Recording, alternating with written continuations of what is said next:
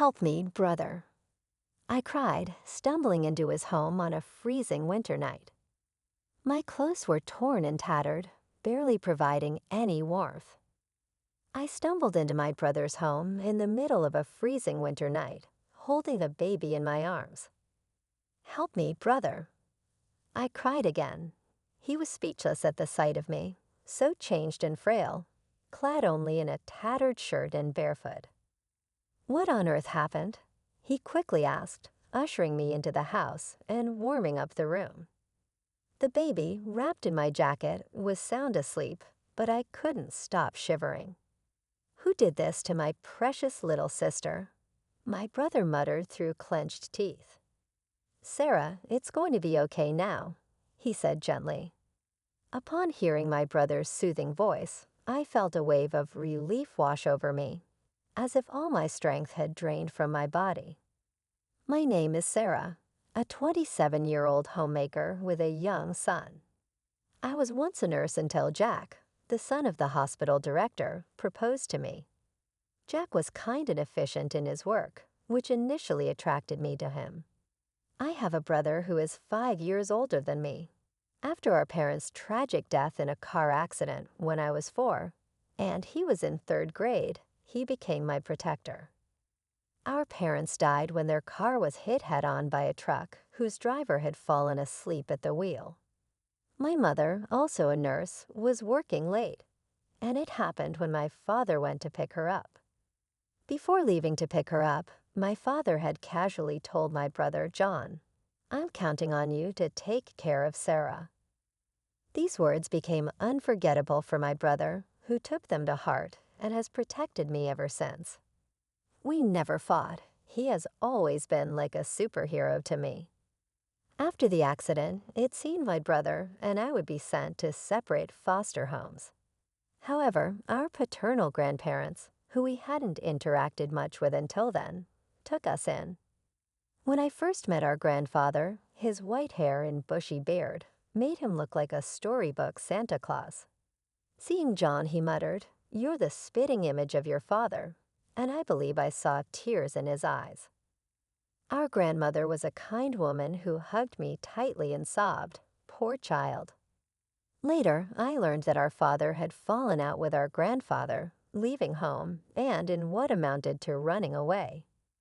Our grandfather wanted him to continue the family business, but our father wanted his freedom.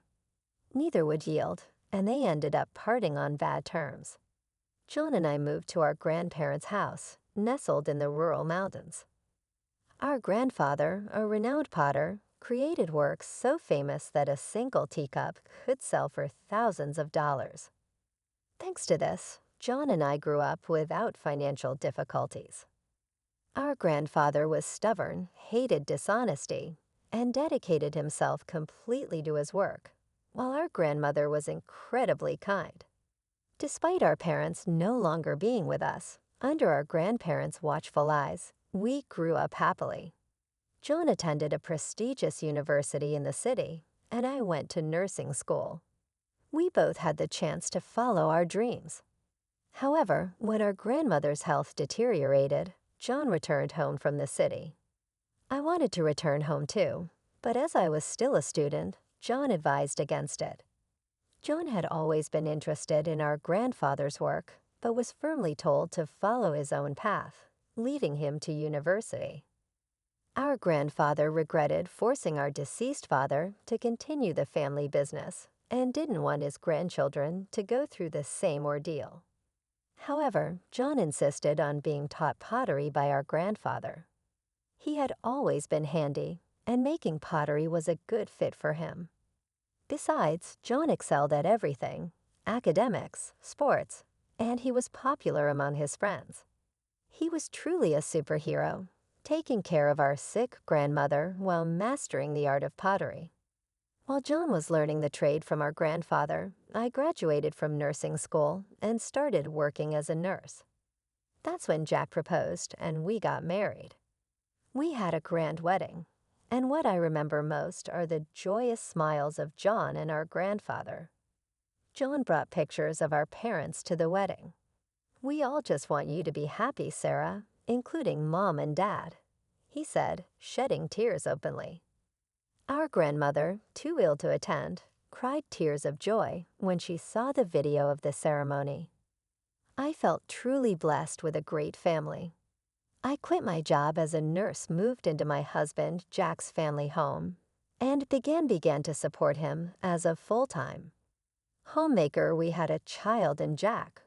Was kind our life seemed smooth sailing, and I couldn't have imagined the hellish days that were to come. Not long after my grandmother passed away, Jack attended the funeral with me and comforted me. My grandfather's disappointment was so severe that I couldn't even speak to him. John, while supporting our grandfather, immersed himself more and more into his pottery. 6 months passed. "Help me, brother," I cried, as I fled to my brother's place in the middle of a freezing winter night. Wearing ragged clothes and holding a baby in my arms, Jan was at a loss for words upon seeing my drastically changed appearance. I was so skinny and weak, just wearing a thin, tattered shirt and barefoot. "What on earth happened?" he asked, quickly letting me in and warming up the room. The baby, wrapped in my coat, was sound asleep, but I couldn't stop shivering. "Who did this to my dear sister?" John murmured through clenched teeth. I felt a wave of relief wash over me, as if all strength had left my body. I didn't want to worry John or our grandfather, but I had no choice but to tell them. I began to recount the events at my in-laws' house. Jack and I had been living together, but due to my in-laws' concern that I should rest during and after pregnancy, we moved into their house. My in-laws, both remarried, seemed like a genuinely close family. Jack was the stepson of my mother-in-law. I was happy that my child and I could become part of this family. My father-in-law was kind to me, telling me to make myself at home. Having no father of his kindness was precious to me. However, my mother-in-law seemed not to like this. "You're flirting with my husband, aren't you, you disgusting woman?" she began to say. She started harassing me when my father-in-law was not around. "You're an uneducated child with no parents," she taunted. She not only verbally abused me, but also caused physical harm. She spilled boiling water towards me, planted pins in my meals, and even tried to push me down the stairs. It was life-threatening. My mother-in-law's family had a long-standing reputation in the retail business, managing a major department store chain run by her brother. "Your background is miles apart from mine. You can't blend with someone who grew up in poverty," she said, looking down on me. Then a situation arose that added to my troubles. Due to a shortage of staff at the hospital, a former nurse was often called in to help, working alongside my husband Jack. During this time, I noticed something unsettling. Jack, being the son of the hospital director, was often seen reprimanding the nurses. Unreasonably "Move quicker, you're a nurse. Getting paid, aren't you? Don't slack off." Just because my father is lenient, once I take over this hospital, I won't be so forgiving. "How many times do I have to tell you, order the supplies in advance? They're not cheap, you know. Don't take running a hospital light." He would scold. Such unreasonable remarks were directed at nurses who were working hard for the patients. "Jack, don't you think that's too harsh? Everyone here is trying their best," I interjected. He didn't take kindly to this, furious that I had stood up to him.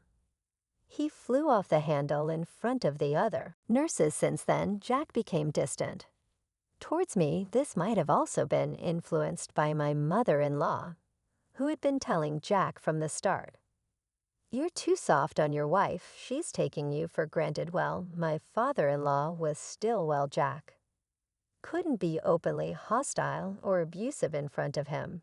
But then my father-in-law felt seriously ill and became bedridden. When it rains, it pours. My mother-in-law seized the opportunity and made me take care of all the chores, treating me like a housekeeper. I was extremely busy carrying my son on my back, cooking, doing laundry and cleaning, even in front of my father-in-law, my mother-in-law, began to mistreat me but my weakened father-in-law was unable to stop her.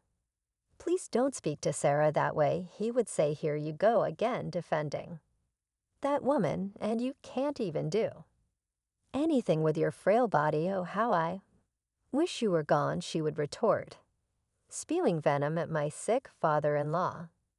I endured it for the sake of my son and father-in-law. The harassment escalated. "Housekeepers don't eat with the family, eat the leftovers later," she told me. I was so upset that I lost my appetite. When I looked in the mirror, I was shocked to see my gaunt and ragged reflection. My husband said, "I only married you because you were a bit attractive, but I never thought you'd become such a shabby woman. I'm too embarrassed to be seen with you." He told me to move from our bedroom to the storeroom. How cruel can people be? My husband and mother-in-law began to verbally abuse me, even my son. "Of course he's not smart. Look at who his mother is," my mother-in-law would say. "His constant crying is annoying. Make him stop right now," my husband would demand. It felt as if something inside me had snapped. I had made up my mind to run away. My only concern was my father-in-law. If I didn't take care of him, who would? He would be in trouble. But my father-in-law said, "Don't worry about me, Sarah. You should escape to your brother's place." He pulled out several $100 bills from under his pillow and pressed them into my hand. I decided to flee on the spot in the clothes I was wearing. I wrapped my son in my coat to keep him warm, rushed outside, hailed a taxi with the money my father-in-law had given me, and headed to my grandfather's house. I poured out the whole story to my grandfather and my brother, John, all at once. John, with a furious expression I had never seen before, was shaking his clenched fist. He reassured me, saying, "You've had it tough, haven't you? It's okay now. Relax." I burst into tears. My grandfather also muttered, "I can't forgive this." A few days later, I left my son with my grandfather and decided to return to my in-laws' house with John to collect my belongings. I had left in a hurry, without a word, so I thought it would cause trouble if there was any fuss. When we returned to my in-laws' house, my husband muttered with a cold gaze, "You finally returned, huh?" John calmly replied, "My sister seems very distressed, so we'll be taking care of her for a while. We came today to collect some of her personal belongings." My husband retorted, "I married her, so if she doesn't come back, there will be no one to do the chores. That's a big problem for me." My mother-in-law, looking down on John, said, "I heard you do pottery. It must be a poor life, isn't it? Even if you take care of my daughter-in-law, it's going to be tough for you, right? Please send her back. It's a problem for us too."